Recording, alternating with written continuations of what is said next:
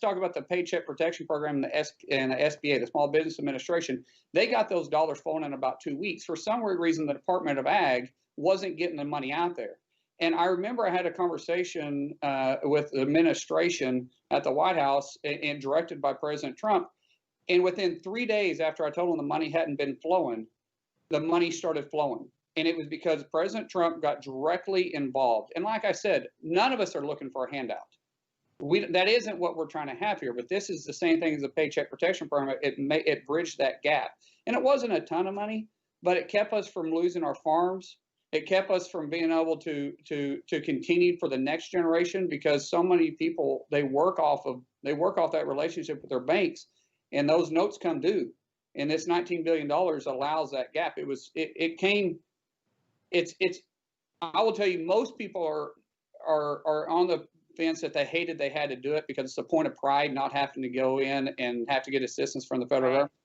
But it was a safety blanket for us. And President Trump, without his direct involvement, I don't know if it would have actually got accomplished. And I told him personally, thank you for getting involved. And he's, you know how President Trump is. I mean, I do know. The story about, by the way, you saying that within 3 days after he found out, I've heard stories like that from so many people. This is a man that really cares, that continues, I think, to be slightly frustrated by the speed with which things move sometimes in Washington, but he gets right on it. And by the way, I have farmers in my family, and you're exactly right. They're very prideful people. They are not looking for a handout, but I think, thank God, we had a president who understood that this was, for some people, very necessary, and it kept them afloat and kept them, like you're saying, from having to give up their farms and ranches. Lieutenant Governor Pinnell, we know that President Trump has worked with every state to ensure a safe reopening for everyone, but Oklahoma has led the nation in reopening. Can you tell us how your state has gotten back to work safely and efficiently, and what has President Trump's administration done to help Oklahoma through this rough patch? Yeah, Governor Stitt, new governor, outsider, a lot like President Trump. They share a lot of the same characteristics. They really do. We were data-driven.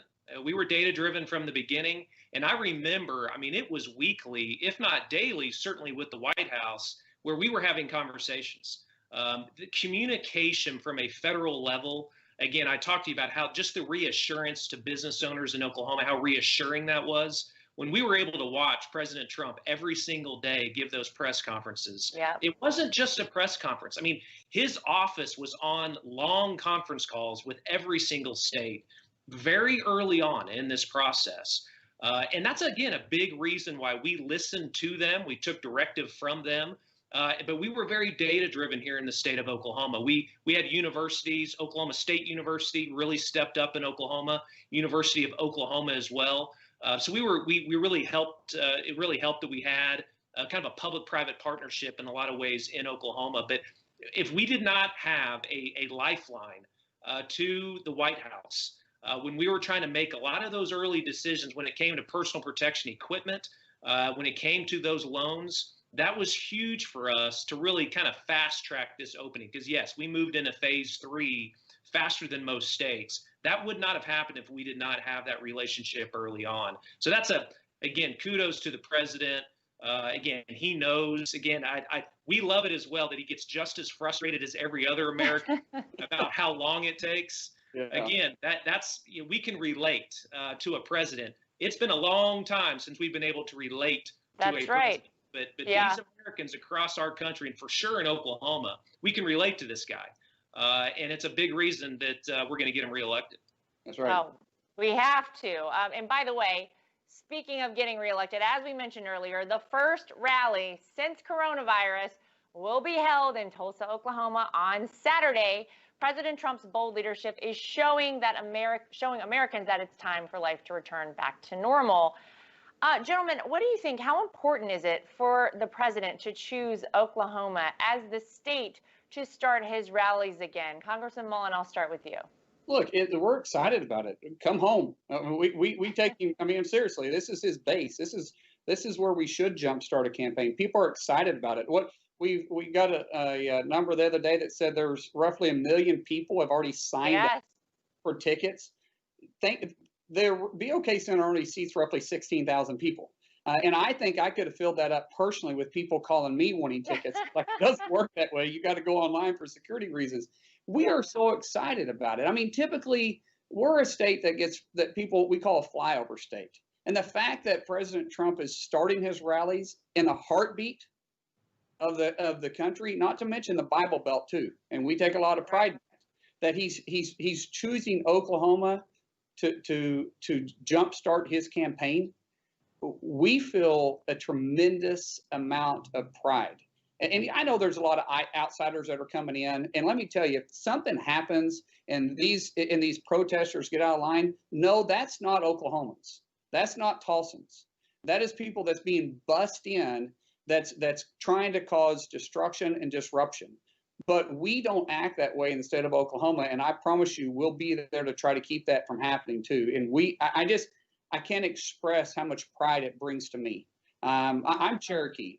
My family was here way before statehood. And to see where we have become as a state, and to think that President Donald J. Trump thinks enough about us that he's going to bring his rally here and says, this is where we're going to kick our campaign off.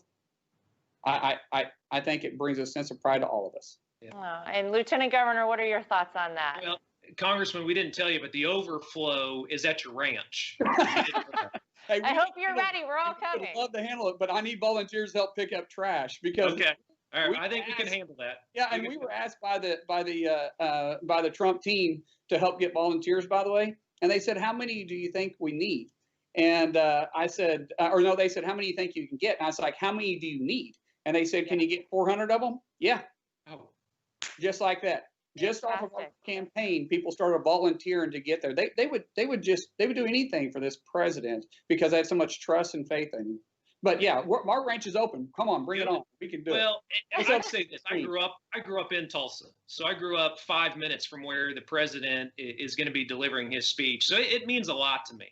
I am a proud Oklahoman, and as Markwayne said, it's the heartbeat, I think, of America in a lot of ways, and it's the hub. You know, the new branding in Oklahoma is really to position Oklahoma as the hub of America. You know, everything spokes off of Oklahoma is what we want to project around the country. And it's about jobs. It's about job creation.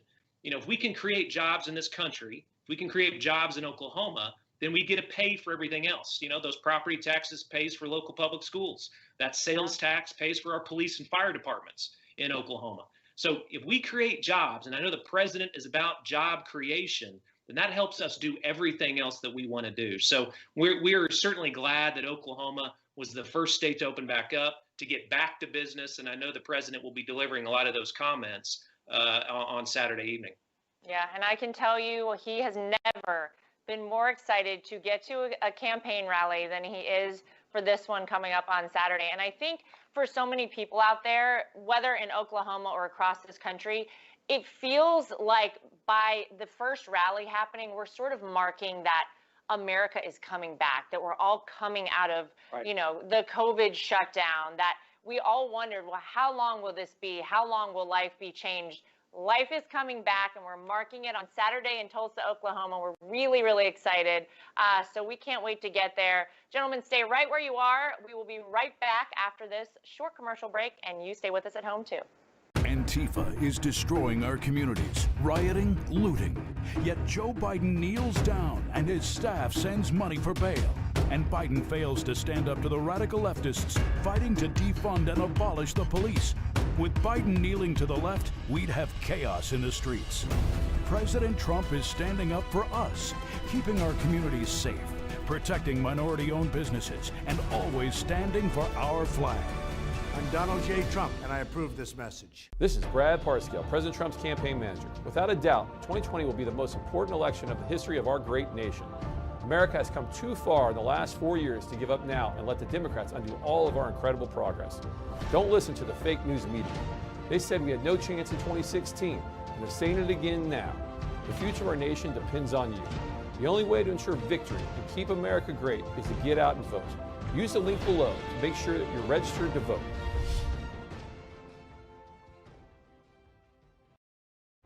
I'm Donald Trump, and I approve this message. My administration will take all necessary steps to safeguard our citizens from this threat. Hysterical xenophobia. Be giving Americans a false sense. Is it accurate that if these steps had not been put in place, it could have been 2 million people dead here in the United States? Yes. No matter how hard they try to stop us, they can't. We built the greatest economy the world has ever seen, and we're going to do it again. Together, we're beating back the invisible enemy. What the federal government did was a phenomenal accomplishment. Through it all, the world has witnessed the unyielding resolve of our incredible American people. Promise made, promise kept. And I'm fighting for you, and I love doing it with everything that I have. And you know that. With the grace of God, we will win this war, and we will win this war quickly. And we will make America great again. Welcome back to Team Trump Online. I am Lara Trump, and I'm joined by Oklahoma's Lieutenant Governor Matt Pinnell and Representative Markwayne Mullin. We just heard what President Trump has accomplished for Oklahoma and why it's so important to get America working again. Last month, in news that shocked economic experts and Democrats alike, America added 2.5 million jobs back to our economy. It looks like President Trump sure made the right decision to begin reopening the economy. Right. Representative Mullin, I'll pose the first question to you. How is the economy making such a quick turnaround? Because we want to work. That's what Americans do. That's why we're the greatest country in the world, is because we get up and we go to work. We want to pull our boots on. We want to have self-pride. There's something about earning your money that gives you a sense of pride and accomplishment at the end of the day. And we all feel that way. I don't care if you're in the East Coast, West Coast, or in the heartbeat of the country in Oklahoma, we want to go to work. And you give us the opportunity, we'll do it. The worst thing that can happen is the federal government choke us down. When you open it up and you peel back those regulations, which the president has made a pivotal point from his campaign in 2015 to what he's done since he's been in office, I think he's peeled back for every one new regulation, he's peeled back 20. I think that, and he was just wanting a 2-for-1, and we've done better than that. Yeah. And it creates entrepreneurs like myself to be able to go out. It creates us the opportunity to bring our employees with us, because without our employees, there's not an entrepreneur that's successful. It takes the employees, because they're the foundation of the company, to come in, and they have a pride about where they work too. And the Paycheck Protection Program, it created that bridge for when we got the green light to reopen. We hit that green light, and then we put the foot on the floor, and the gas started flowing through the exhaust, and we were ready to go back to work. And every one of my employees, which we have probably roughly 300 plus, oh wow, they all were super excited about going to work. And I can tell you, my friends, my business associates, my constituents, all of them was just so excited about it. And of course, we got to give that to President Trump for one, working with a plan to move forward, working with Lieutenant Governor Matt Pinnell, and of course, Governor Kevin Stitt, who's also a business guy. He gets it too, to perform a plan to be able to put us on the path to success. And other governors did the same thing. And what did we say? May report 2.5 million jobs. Yep. And guess what? I think it's going to continue to move forward. Yeah. I can't say enough. Who would have thought we would recover this fast? I did. Well, the experts didn't think so either. They said we're going to lose 7.5 million. That we lose more, we gain 2.5 million. So delta there, 10 million jobs. You tell me who the experts are. Lieutenant Governor, Oklahoma is leading the nation in reopening. It is now the most open state in the country. What can other states learn from Oklahoma's handling of the coronavirus pandemic? We have 77 counties in Oklahoma, so that's a whole lot of counties. The partnership from county to county was critical for us as well. Our relationship with the federal government certainly helped, but we made sure that we were communicating county to county. Folks knew where testing was. Folks knew where to get resources, marketing materials. All these small business owners, as they started to open back up. Our Chamber of Commerce network across the state was very strong. So we made sure that we were not just dictating to counties, but that we brought them on early and we were working with them. So it truly was one Oklahoma. States that try to, that are competing against county to county, It doesn't work that way. You got to bring the mayors in. You got to work with those mayors. And Governor Stitt did that. Again, with our daily briefings that we had across the state of Oklahoma, mayors knew what was going on. They knew the 3 phases that we were going into, and they knew when it was going to happen based upon the data that we had. So it's really making sure that you have good relationships. The president knows that. He does that across the state of Oklahoma. He's tough when he needs to be tough, but he knows that those partnerships are critical. And that was huge for us in this process. Yeah, and we call it, Lara, we call it the Oklahoma Standard. I represent not quite, but pretty close to a third of the state. And all of us, when we call it the Oklahoma Standard, it's neighbors helping neighbors. And your neighbor isn't the person next door. It's anybody in need of help.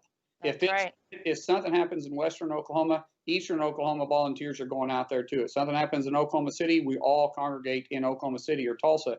And that's what we saw here. We saw a partnership from health officials across county to county and including in the state, that if they had extra PPE, they were able to utilize it. If they have extra ventilators, they were able to utilize it. And the partnership formed organically in most places. Before we even had to do something, they were already forming partnerships. And it's just, once again, we call it the Oklahoma Standard. No one can explain it better than that. Yeah, I love it. Oil and gas companies, starting to make hand sanitizer in the state of Oklahoma. Yeah. I mean, the National Guard also, I've got to give props to the National Guard. I know every state's National Guard stepped up, but Oklahoma National Guard, amazing for us through this process.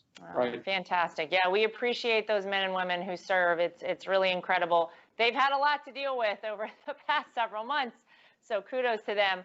I want to talk for a second about Joe Biden. So we know he's been hiding out in his basement, but when he does make an appearance, he's very clear he wants to keep the economy shut down. And he has now brought Bernie Sanders and Alexandria Ocasio-Cortez on board as policy advisors.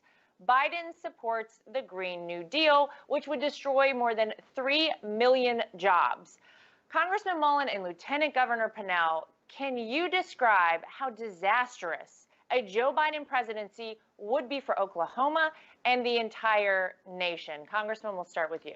Yeah, first of all, I want to commend President Trump and his leadership. A leader leads from the front and brings confidence and security to the people that are watching him. And to see President Trump day after day go out there without a mask on builds confidence. And I'm just saying it's true, because pictures are worth 1,000 words. When you see Joe Biden with his muffled, the best thing we can do is muffle him anyways. But the idea of that got the muffled mask, it doesn't bring confidence. People are looking for some sense of security and normalcy. Nothing's going to be exactly normal again, but President Trump understands what leadership is about, and we commend that. When you start talking about Joe Biden and him surrounding himself with the far left, I mean, Cortez and Bernie Sanders literally formed the Socialist Democrat Party. That's what they call themselves. They even have a platform that is there, and it's about taking away our freedoms and socialism. And those policies that you see Joe Biden following are those. He's not working towards the center. He's not working for all Americans like he says.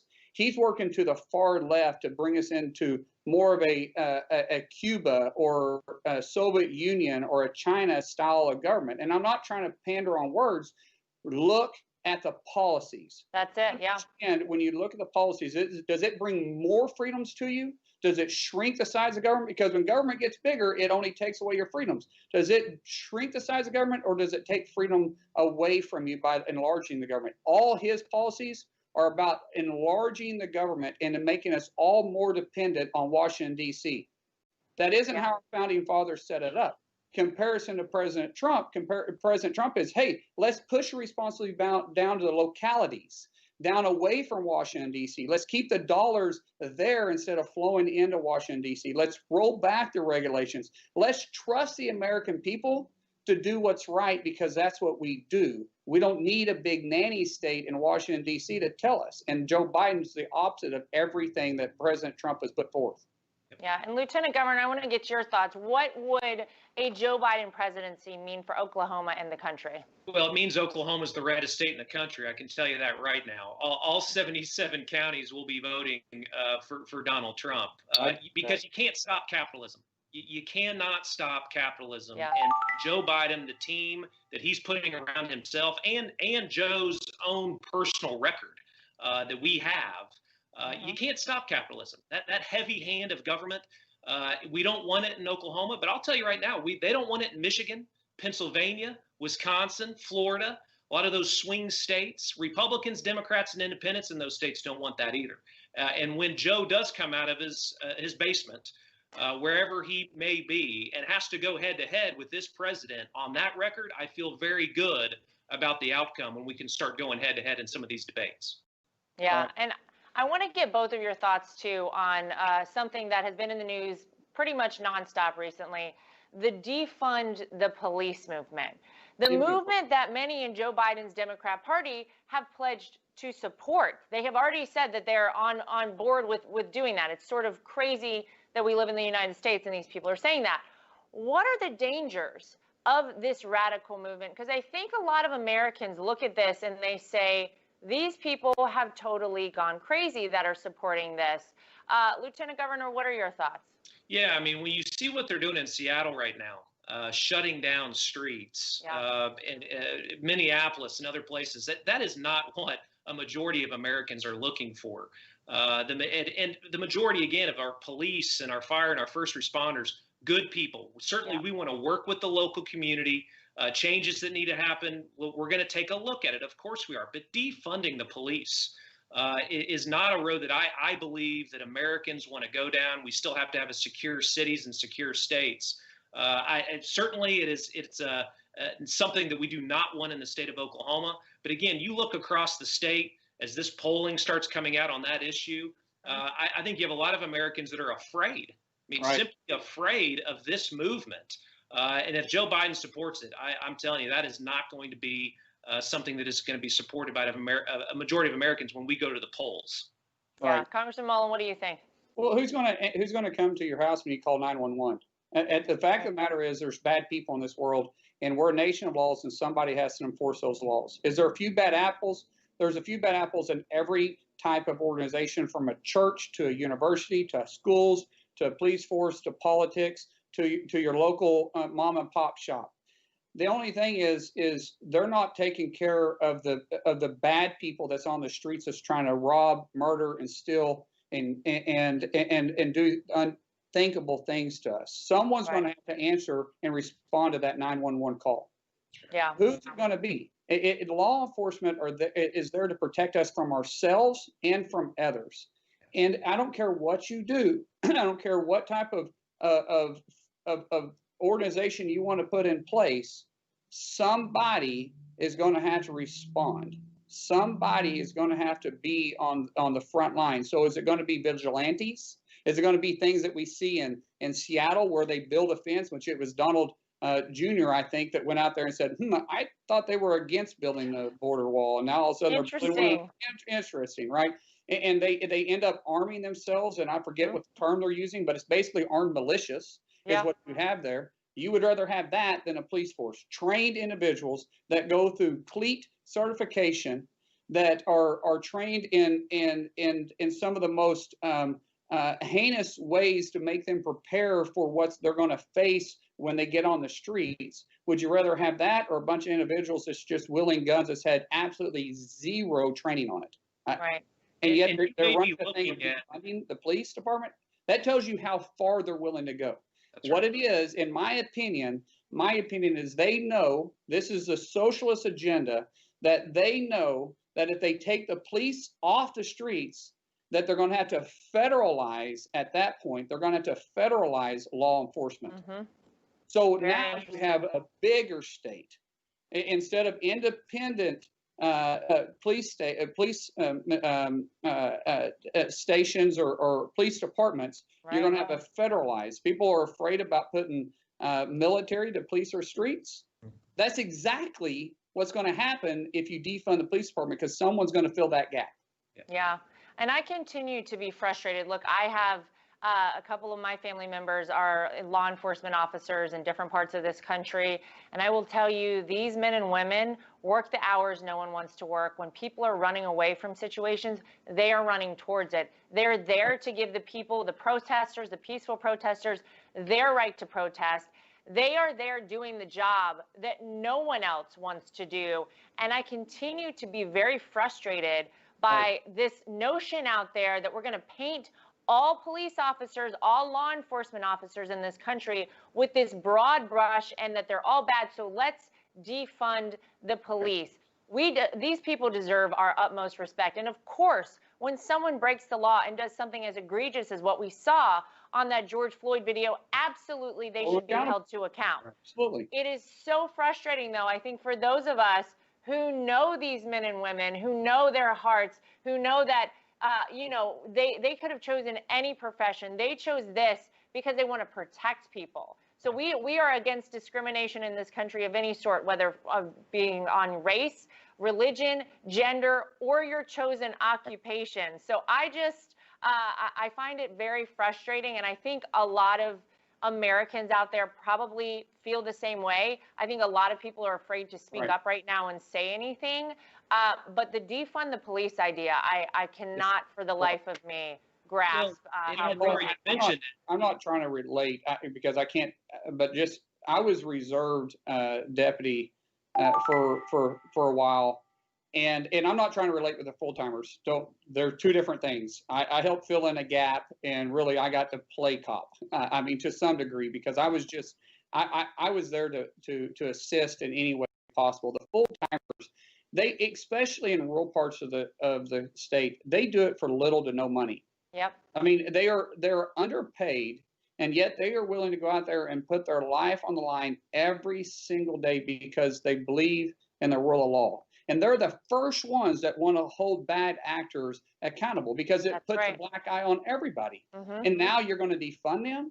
They're underfunded to begin with. It's almost funny to some degree. But I agree with you. Their hearts are in the right place, and they're willing to be the last one to go home. They're willing to literally die for you and I, so you and I can go home and sleep well. They're willing to put, I mean, what's the difference between my family and theirs? My family loves me just as much as their family loves them. And yet they will do everything to make sure I get home to my family, including putting themselves in harm for that. We owe them a debt of gratitude. We do. That's right. Not defund them. And we need good men and women around the country that are still going to choose to want to be in a police department, right? Exactly. And so moving forward in this country, if we go down this road and we don't have good men and women that want to step up and join the police force, then what kind of country do we have? Right. Donald Trump has their back.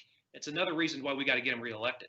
That's right. Well, I'll tell you, when they're talking about getting rid of Paw Patrol, which is the craziest thing I've ever heard. Oh my gosh, go tell my kid that, because he's going to lose it if they get rid of Chase the police dog. Girls would be really upset if they did that, Lara. Yeah, I know. We got the vote for all of the 7 and under kids across the country. Too bad they can't vote. I want to give each of you a chance to leave the people watching tonight, the American people, with any final thoughts.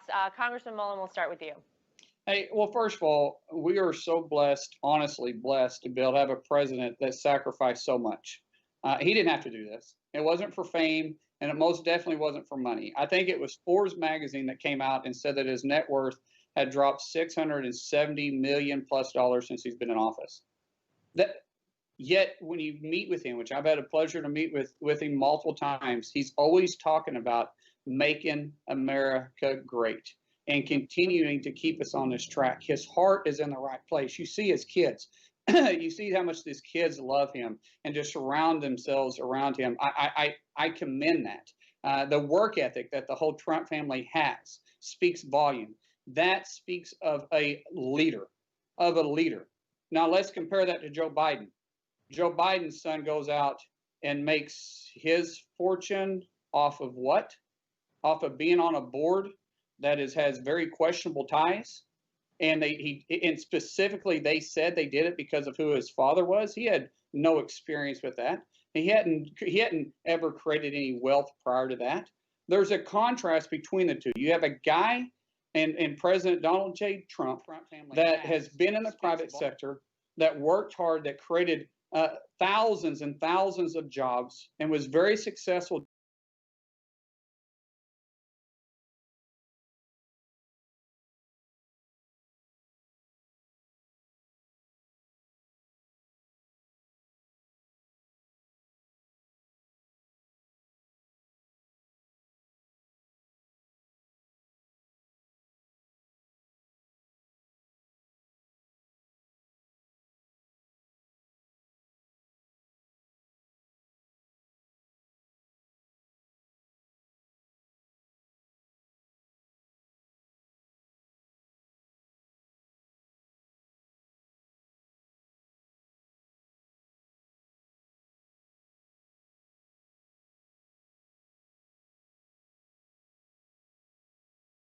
Yeah, breaking up the status quo takes time.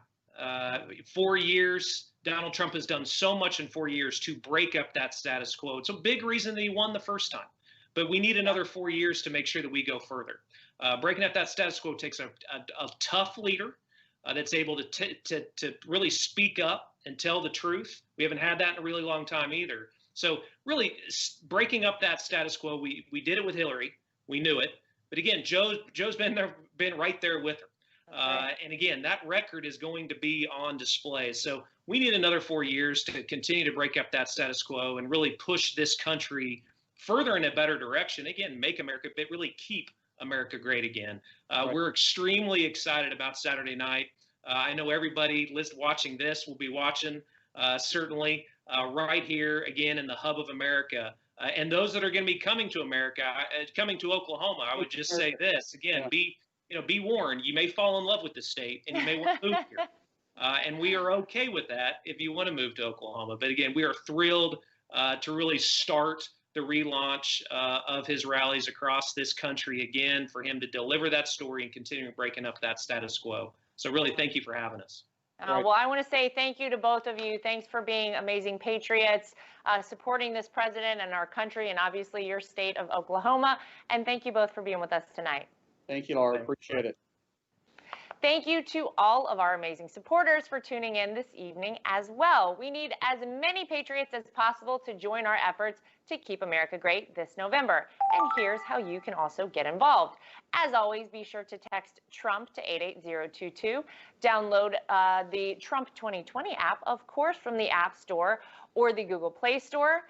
And I'd like to say a special thanks again to our guests, Lieutenant Governor Pinnell and Representative Mullin, for joining us tonight. We will see you in Tulsa, Oklahoma on Saturday. Stay safe, stay healthy, and we'll see you next time for more Team Trump Online.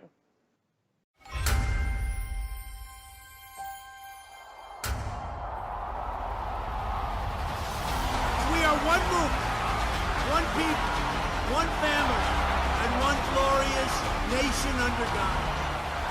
And we will